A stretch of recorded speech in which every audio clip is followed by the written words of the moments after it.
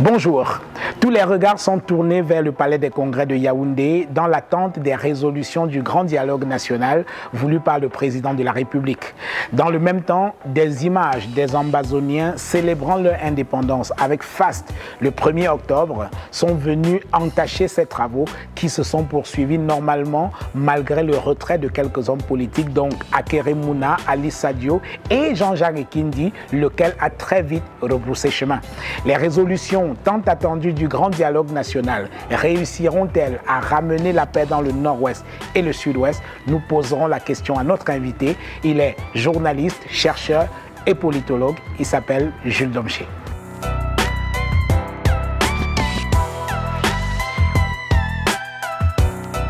Jules Domché, bonjour. Bonjour Jean-Bruno.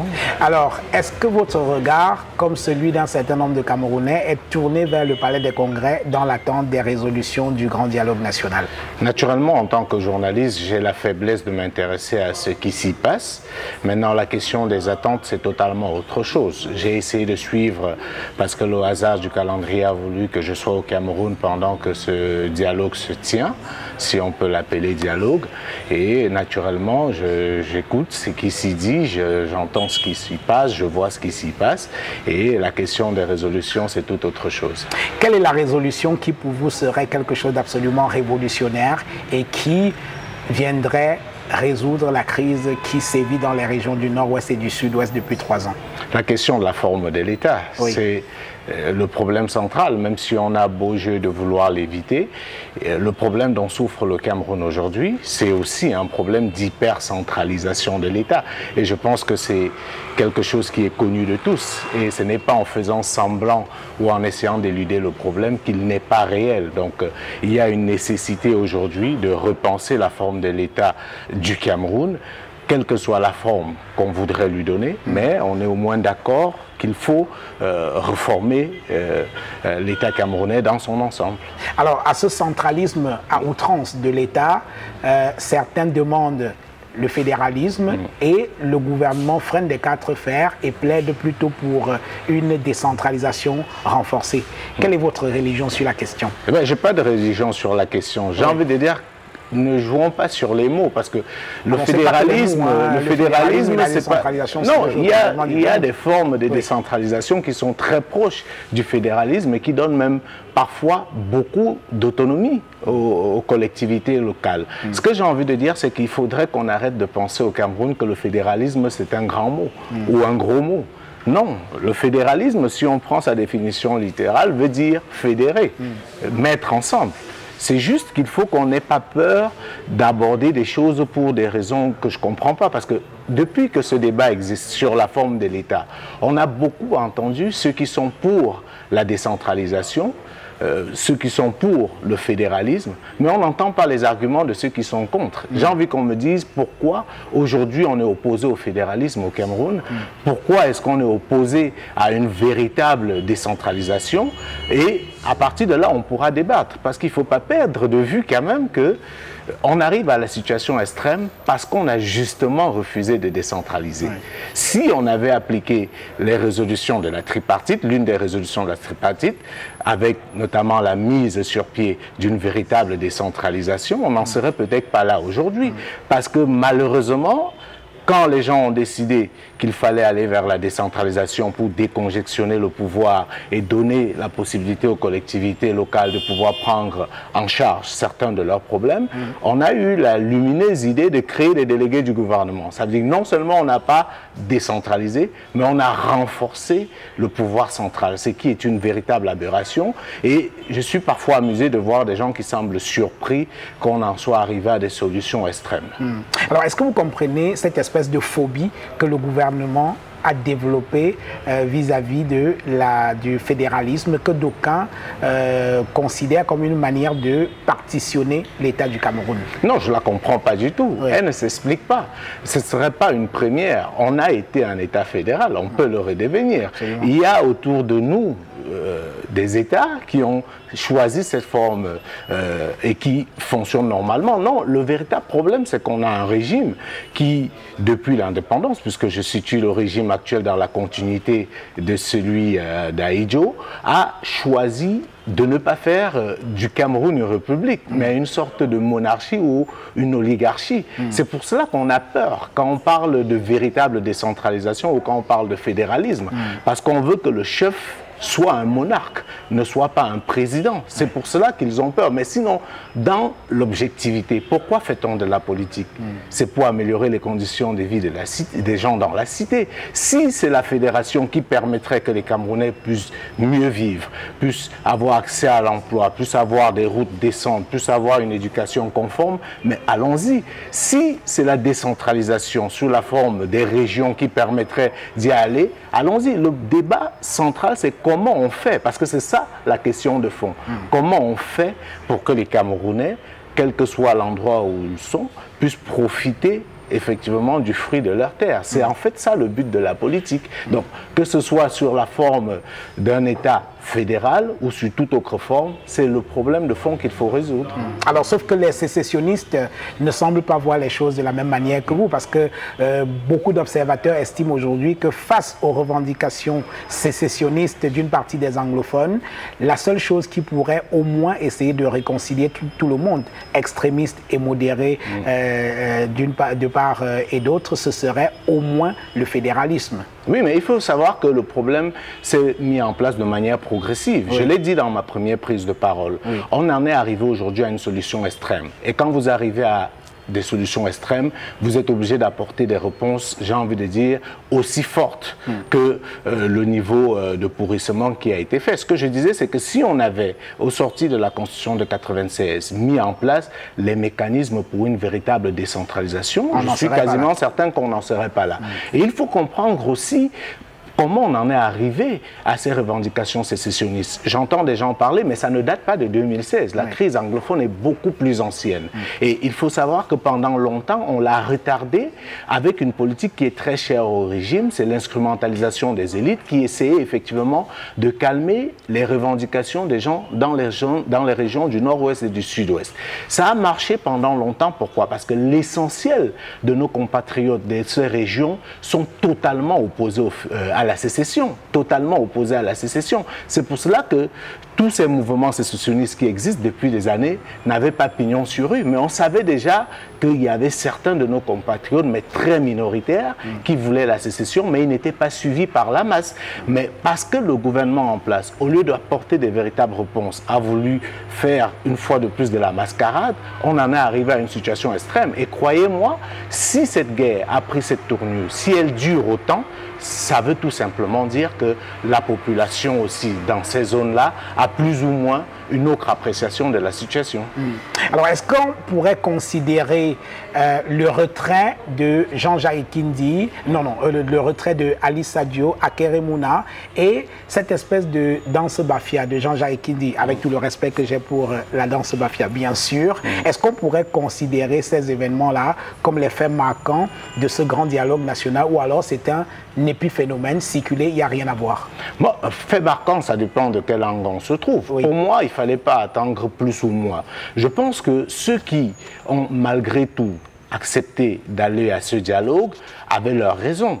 Les conditions étaient fixées dès la base, on savait à peu près comment est-ce que ça allait se passer. Ils ont accepté. Je pense que pour certains, notamment le bâtonnier à Keremouna, il était question de dire « je ne vais pas faire la politique de la chaise vide sans avoir des éléments palpables, pour qu'on ne m'accuse pas d'avoir refusé une main tendue. » Parce que comme je disais dans l'une de mes chroniques, on ne refuse pas une main tendue même si elle vient à contre-temps. Maintenant, le plus important, c'est qu'est-ce qu'il en ressort. Je pense qu'une fois arrivé au palais de congrès, ceux qui se sont rendus compte qu'en réalité, le but de la manœuvre n'était pas de permettre un véritable échange, parce que dialoguer, c'est échanger, c'est qu'on est deux. Vous voyez bien que les choses étant compliquées, je pense qu'ils sont totalement libres en tant qu'acteurs politiques de décider de se retirer, tout comme ceux qui ont décidé de rester sont libres de le faire. La question centrale, c'était quel est l'objectif premier de ce dialogue? Est-ce qu'il s'agissait pour le régime de gagner du temps? ou alors de résoudre le problème que connaît le Cameroun aujourd'hui. Et vous répondez quoi? Moi, je pense qu'on veut gagner du temps, c'est évident. Parce que pour dialoguer, Jean-Bruno, il faut être deux. Oui. Au palais de congrès, je ne vois pas deux camps. Alors ils sont nombreux.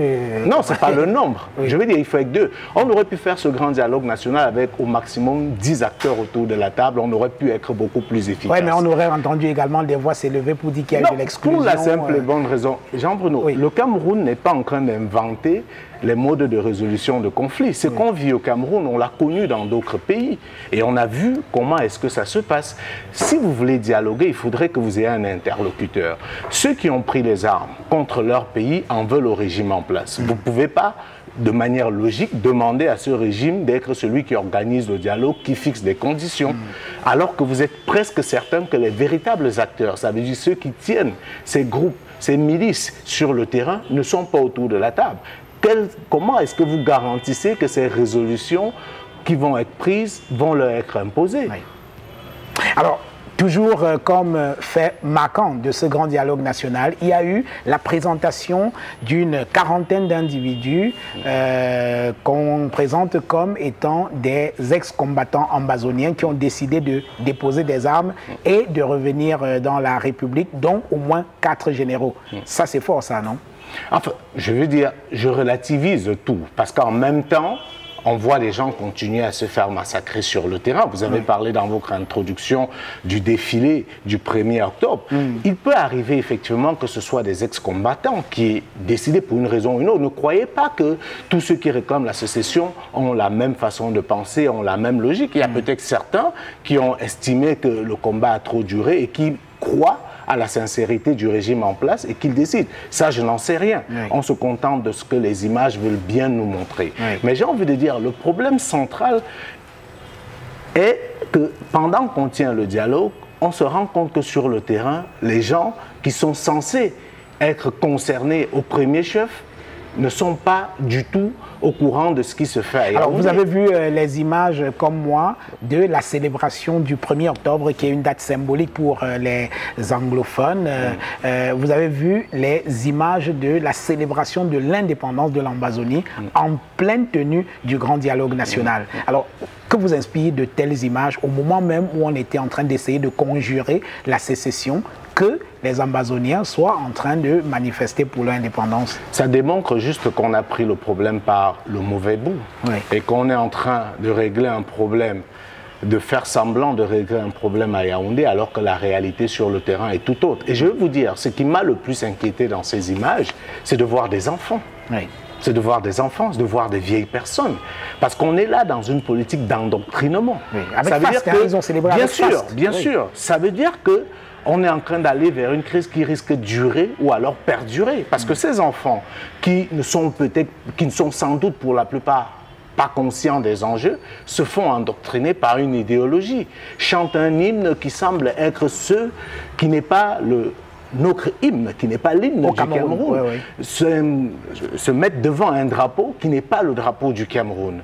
Ça va perpétuer justement la situation. C'est ça qui m'a le plus des images intrigué. C'est des images qui font peur. C'est pour ça que je dis que les gens arrêtent de faire semblant. Je veux dire que j'entends des gens faire des leçons de patriotisme en disant ceux qui ne croient pas à ce dialogue, c'est parce qu'ils n'aiment pas le Cameroun. Non, c'est pas parce que vous faites semblant que vous aimez plus le Cameroun que d'autres. Et je veux dire, c'est plus facile d'être du côté du plus fort.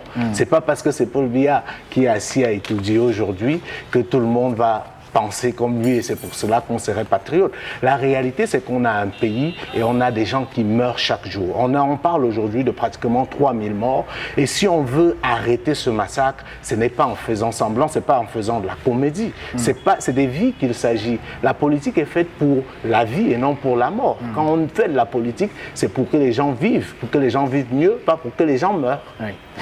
Vous êtes politologue, je l'ai rappelé, et on s'achemine vers la fin de ce grand dialogue national. Le MRC a-t-il eu raison ou pas de boycotter ce grand dialogue national, ou alors de ne pas y aller? Moi, je comprends. Moi, ce que j'essaye de faire en tant que politologue, justement, c'est d'éviter d'avoir des jugements de valeur. Je ne juge pas les actions des politiques, j'essaye de les analyser, j'essaye de les comprendre. Analyser. Dans la situation du MRC, ils ont fait un pas. Ce que j'ai constaté, j'ai vu la présidente du MRC actuelle aller au Premier ministère avec certains membres du MRC. C'est un pas pour dire l'idée du dialogue, nous on est d'accord avec cette idée. Et par la suite, ils ont estimé que leurs considérations, leurs préalables n'ayant pas été pris en compte, ils n'allaient pas prendre au dialogue. Une décision également que je peux comprendre en tant qu'analyste, parce que justement, quand vous allez à un dialogue, il faut mettre un minimum de conditions. Oui. Il faut mettre un minimum de conditions et surtout garantir que ce qui sortira du dialogue pourra impacter l'avenir du pays. Parce que les gens disent de croire aujourd'hui, dites-moi Jean-Bruno Tagné, pourquoi on voudrait que les Camerounais ou les sceptiques puissent être plus optimistes aujourd'hui quand on voit ce qui s'est passé avec la tripartite à 91. Il faut bien qu'on se le dise. L'essentiel des résolutions de la tripartite n'ont jamais été appliquées. Et aujourd'hui, on fait un autre dialogue qui est aussi une autre forme de tripartite. Et on dit, OK, il faut y croire parce qu'on est Camerounais et tout. On veut la paix, Jean-Bruno. Mais la paix durable ne se construit pas sur du sable mouvant. La paix durable ne se construit pas sur du faux semblant. La paix durable se construit sur des actes concrets. Ce qui se passe au Cameroun aujourd'hui est regrettable. Que les gens arrivent à prendre des armes contre leur pays, la question, ce n'est pas de les juger. Comme dit l'adage africain, ne regardons pas où nous sommes tombés, regardons où nous sommes glissés. Oui. Moi, la question qui me préoccupe, c'est comment en est-on arrivé là? Pourquoi certains de nos compatriotes ont décidé de prendre justement la solution extrême? On ne va pas refaire l'histoire de cette crise anglophone, on en a suffisamment parlé. Alors malgré l'absence du professeur Kamto du MRC et ses alliés, certains participants ont demandé au cours des travaux du Grand Dialogue National la libération des prisonniers politiques, c'est-à-dire ceux du MRC, ainsi que les prisonniers de la crise anglophone, Ayoub Tabé et compagnie, qui ont été condamnés à la perpétuité. Alors, les ennuis ne sont pas pour autant finis pour le professeur Kamto qui passe au tribunal militaire dans quelques jours. Pour vous, c'est un procès kafkaïen comme certains le décrivent? C'est au moins un procès politique, pour le moins. C'est au moins un procès politique. Expliquez. Mais pour la simple et bonne raison que les conditions de l'arrestation du professeur Kamto et de ses partisans amène quand même à se demander dans quelle république on vit. J'entends des gens parler tous les jours d'état de droit en disant nous sommes dans un état de droit, force doit rester à la loi. Mais j'aime à dire, il ne faut pas confondre un état de droit à un état où il y a du droit. Ce qui se passe au Cameroun nous démontre très bien qu'on n'est pas du tout dans un état de droit. Si on s'en tient à l'événement qui aurait provoqué ces arrestations, les différentes marches, blanches qui ont été faites. On dit que c'était des marches totalement illégales. Je vais dire, ok, moi j'ai la faiblesse de penser que j'ai eu des excellents enseignants de droit. Ce qui est garanti par la Constitution camerounaise, c'est la liberté de manifester, ce n'est pas l'ordre public. Ça veut tout simplement dire que quand un sous-préfet décide d'interdire une manifestation, il va à l'encontre de la Constitution et pas l'inverse. L'argument de trouble à l'ordre public, c'est un prétexte totalement fallacieux. Parce que ce que l'esprit veut dire, c'est que quand bien même vous percevrez qu'il y a des menaces à l'ordre public, vous devez prendre toutes les dispositions pour réduire ces menaces, pour les encadrer, mais ce qui doit triompher, c'est la liberté de manifestation. C'est ça qui est garanti dans la Constitution. Donc, quand les gens estiment qu'ils ne sont pas contents, décident de manifester dans un État qui se dit un État de droit, on doit tout faire. Je dis alors tout faire pour qu'ils puissent exprimer leur liberté, parce que c'est ça la liberté d'expression. Oui. Alors ces manifestations auxquelles vous faites allusion, c'était à la suite de l'élection présidentielle de 2018. Le professeur Kamto et le MRC ont revendiqué leur victoire. Devait-il, avec un peu de recul aujourd'hui, revendiquer cette victoire? Mais libre à eux, ce sont des acteurs politiques. Les acteurs politiques utilisent les armes qui sont à leur position. En face, on rétorque au MRC qu'il ne pouvait pas gagner cette élection. Mais pourquoi? Pourquoi? C'est comme si vous allez jouer un match de foot et on vous dit que vous ne pouvez pas gagner. Une élection, c'est une compétition. Il y avait des forces en présence. On a vu des campagnes se mener. Moi, je suis totalement opposé aux gens qui vous tiennent pour discours tel ne pouvait pas gagner, tel ne pouvait pas gagner, ou c'était joué d'avance. Il y a une chose qui est certaine, Jean-Bruno, au sorti de cette élection, et je pense que vous êtes mieux placé pour en parler que moi, c'est que c'est la fraude qui a gagné, au final. Parce qu'il a été démontré à la fois dans votre livre, à la fois dans les images que nous avons tous regardées à la télévision, qu'on était au moins unanime, quel que soit le camp dans lequel on était, qu'il y a eu des fraudes. Maintenant, est-ce que ces fraudes ont été de nature à changer la donne des résultats? Je mets au défi qui peut le dire. N'ayons pas l'analyse facile. Moi, j'ai entendu des gens dire non, tel ne pouvait pas gagner parce qu'on sait que le régime va frauder. Voilà à quoi on va faire des tricheries. Voilà à quoi on est arrivé au Cameroun. Ça veut dire qu'on intègre que la fraude doit faire partie de notre corpus électoral. Et j'ai envie de dire, on aurait pu pousser la chose beaucoup plus loin. Je pense que les gens du MRC qui déclarent qu'ils ont gagné ont certainement des éléments, ont certainement des arguments. Qui demandent par exemple qu'on recompte les votes. Est-ce que c'est acceptable ça? Mais bien sûr, pourquoi pas? Pourquoi on ne pourrait pas recompter? Ce ne serait pas une exclusivité une fois de plus. On a déjà eu à recompter des voix sur cette planète.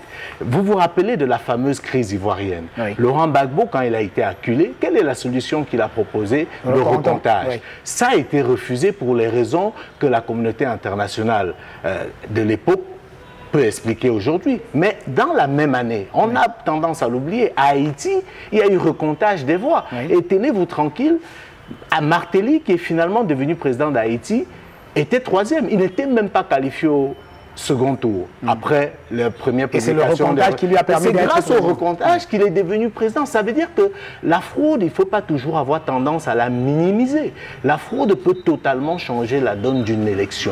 Et au lieu de se mettre sur ses grands chevaux et amener le pays dans une situation comme celle qu'on a connue en Côte d'Ivoire, parce que laissez-moi vous dire que la crise post-électorale ivoirienne, on parle de 3000 morts, mais on sait que quand on parle de ces chiffres officiels, il faut au moins avoir le double. Est-ce que si on avait recompté en Côte d'Ivoire et après le recomptage, déclaré que malgré tout, Gbagbo a toujours perdu, on aurait connu ce qu'on a connu, je ne suis pas certain que les choses seraient pareilles. Alors, il n'empêche, la situation politique aujourd'hui est tendue.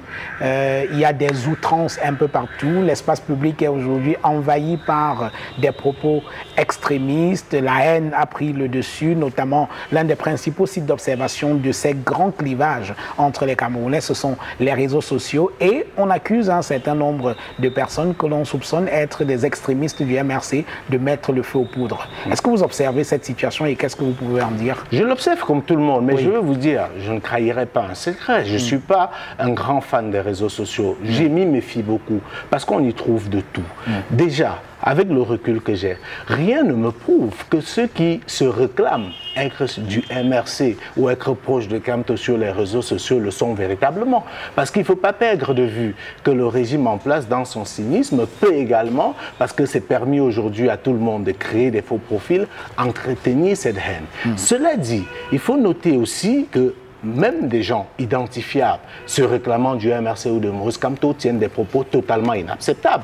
Et ce sont des illuminés, je ne sais pas d'où ils sortent, avec des propos qui sont, j'ai envie de dire, à la limite inqualifiables. Et c'est là où le MRC doit prendre ses responsabilités. Parce que j'aime à dire, dans le cas d'espèce, on ne peut pas, quand on est une équipe de football, j'aime bien prendre les exemples dans le foot, parce que ça nous parle en camerounais, choisir ses supporters. Si une équipe, si quelqu'un décide de supporter, je vois bien qu'au Cameroun, il y a des supporters du PSG, de Marseille, du Real de Madrid, sans que le Real de Madrid soit forcément au courant. Donc tous ceux qui se réclament d'être des supporters du MRC, ils n'ont pas besoin de l'autorisation du MRC ou de Maurice Kamto pour l'être. Mais une fois que quelqu'un se réclame de vous et tient des propos abjects, vous devez les condamner. Parce que c'est comme ça qu'on a réussi à combattre le hooliganisme dans les stades. Ce n'était pas la volonté des clubs, mais c'était de la responsabilité des clubs aussi de les dénoncer. Donc je pense qu'il y a un travail à faire pour réduire l'impact de cet extrémisme-là. Et moi je dis, on est journaliste. Faisons la part des choses. J'entends dire tout et n'importe quoi sur Maurice Kamto, sur Penda et Coco, sur Penda et Coca et les autres qui sont arrêtés, Valsero et les autres. Et Valsero, je vais peut-être en revenir si vous me permettez, mais j'ai envie de dire, moi en tant que journaliste, je regarde Maurice Kamto sur ses prises de parole, sur ses discours. Je ne peux pas juger son action sur la base de ce que je vois sur les réseaux sociaux, dit par regard des gens. Ça n'a aucun sens. Je veux l'apprécier sur ses prises de position en tant qu'homme politique. Et la même rigueur, je me l'impose pour tous les autres acteurs de la scène politique camerounaise. Vous avez récemment signé une chronique devenue presque virale dans les réseaux sociaux. Vous disiez qu'on n'emprisonne pas les esprits. C'est à l'époque où les militants du MRC avaient été interpellés. C'était quoi, Jules Domché? Un soutien clair à Maurice Kamto ou alors une simple chronique de journaliste? On peut prendre ça comme on veut, c'est pas ça qui m'importe. Dites-nous la vérité, c'était quoi? C'était une chronique de soutien à Maurice Kamto ou bien à ses militants, ou alors quelque chose de véritablement indépendant, de journaliste? Pour être totalement honnête avec vous, Jean, pour être totalement honnête, allez-y. Quand je m'assois pour écrire une chronique, je ne pense pas à soutenir ou à ne pas soutenir. Ce n'est pas ce qui me préoccupe. Et je veux vous dire, je suis totalement à l'aise. Je ne cache pas la proximité que j'ai avec Maurice Kamto, que j'ai connu en tant qu'étudiant à l'université de Yaoundé 2, qui est quelqu'un que je respecte, avec qui j'ai gardé d'excellents rapports. Ça, je ne le cacherai pas. Je ne fais pas partie des Camerounais qui régnient leur fréquentation. Je ne cache non plus ma proximité avec Valsero, qui est un ami avec qui j'ai commencé la radio à Siantou. Ce n'est pas parce qu'aujourd'hui il est en prison que je vais faire semblant de ne pas l'ignorer. C'est des gens pour qui j'ai de l'admiration parce que je trouve qu'ils mènent un combat. Quand j'écris cette chronique, on n'arrête pas la liberté. C'est parce que je trouve que ce qui se passe au Cameroun est juste inimaginable et juste inacceptable. Quand je vois Maître Michel Ndoki en prison, quand je vois Valsero en prison, quand je vois Maurice Kamto en prison, et on oublie tous ces centaines de gens qui n'ont pas de nom. Parce que les Kamto encore, ça va, parce qu'on parle d'eux. Ils sont connus. Mais imaginez ce jeune homme qui est sorti de chez lui parce qu'il estimait qu'on est dans un pays de droit et qu'il peut dire qu'il n'est pas d'accord quand on détourne des fonds publics, qu'il n'est pas d'accord avec le résultat de l'élection présidentielle, se retrouve en prison. Est-ce qu'on pense à cela? Et j'ai dit, dans cette chronique, on n'arrête pas la liberté. Parce que vous pourrez mettre tous ceux qui ont un esprit libre en prison, ça ne résoudra pas le problème, ça enfantera plutôt d'autres. Donc je veux dire, sur cette question, je suis totalement à l'aise parce que je pense qu'on est arrivé dans ce pays au Cameroun où on voudrait que pour montrer bonne figure on soit obligé de se désolidariser ou de faire semblant de ne pas connaître des gens. Ma relation avec Kamto, je dis, date de l'université où j'étais encore étudiant en première année et j'étais fasciné comme la plupart de mes camarades par l'esprit qu'il était. J'ai été de ceux qui l'ont critiqué quand il a entré au gouvernement. Ça, peut-être les gens ne se rappellent pas, mais après, j'ai vu. Quand il est entré en politique, j'ai observé comme tout le monde, j'ai critiqué les débuts, mais je suis obligé aujourd'hui de reconnaître qu'il a apporté quelque chose d'indéniable dans la scène politique camerounaise. Moi, en tant que journaliste, j'étais presque jaloux de ne pas pouvoir me trouver dans la posture de journaliste pendant l'élection présidentielle au Cameroun, parce qu'il y avait un vrai débat. On avait élevé un peu le niveau, on voyait qu'il y avait des programmes. Et aujourd'hui, qu'on l'aime ou qu'on ne l'aime pas, regardez ce que Maurice Kamto a pu apporter à la scène politique camerounaise. Je suis content aujourd'hui, et je crois que vous êtes content en tant que journaliste, d'avoir des jeunes comme Olivier Bibounissa qui prennent la parole, d'avoir des gens comme Wilfried Ekanga, d'avoir des gens comme Maître Michel Ndoki. On ne les avait pas avant. On avait l'impression que la scène politique, je termine là-dessus, était confisquée. Et ça, au moins, ça a permis qu'on arrive à un certain niveau dans le débat politique au Cameroun. Dernière question, en 30 secondes, je vous prie. La crise anglophone, on en sort comment aujourd'hui, au-delà du grand dialogue national? On en sort en essayant de faire une conférence nationale souveraine. Une quoi? Une conférence nationale souveraine. Parce que le problème aujourd'hui n'est pas juste la crise anglophone. La conférence nationale souveraine est sans objet. Avec tout ce que cela comporte. La conférence nationale est sans objet. Avec tout ce que cela comporte. Ce n'est pas seulement la zone anglophone qui est en crise, c'est tout le Cameroun qui est en crise. C'est tout le Cameroun qu'il faut repenser. Et moi, j'aime souvent à dire, Paul Biya, ça fait un certain nombre d'années qu'il est au pouvoir. Il a encore, je pense jusqu'à présent, la chance de soigner la sortie. Il avait promis la démocratie et le progrès. Le progrès, il faut l'oublier, il ne pourra pas. Par contre, il pourra entrer dans l'histoire en apportant la démocratie dans ce pays, en faisant ce qu'il faut. Et je dis, s'il arrive à faire cet acte qui serait courageux, il va être absous. Les gens vont oublier. Parce que ce qui importe les gens, c'est leur devenir, c'est leur avenir. C'est qu'est-ce que le Cameroun sera demain. Les gens s'en foutent des personnes. C'est quand ils ont le sentiment que leur destin dépend de vous qu'ils s'acharnent sur vous. Et c'est pour cela que libérer est une chose positive. Voilà. Jules Domché, Merci. Merci à vous, Jean-René. Mesdames, Messieurs, merci de nous avoir regardés. Je vous prie de vous abonner à notre chaîne Naya TV pour ne rien manquer de nos entretiens. Merci.